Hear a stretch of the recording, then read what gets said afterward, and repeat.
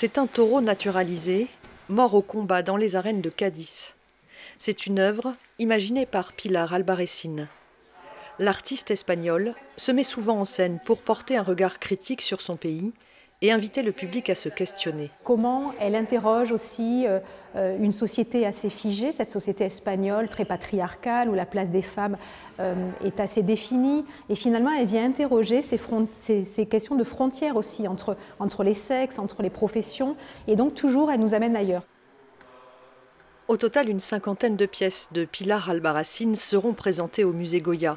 Des photos contemporaines qui parfois semblent répondre à des tableaux du XVIIe siècle.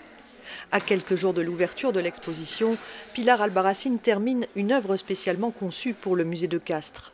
Un grand format de plus de 4 mètres sur 3 qui sera installé face à une toile de Goya datant de 1815.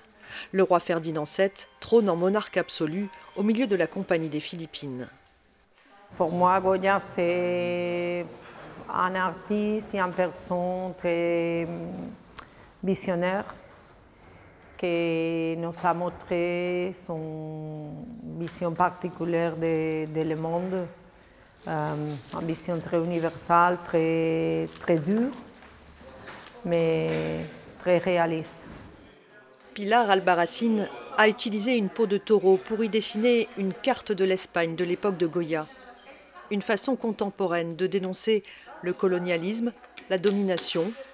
L'œuvre sera installée au musée jusqu'au 28 septembre.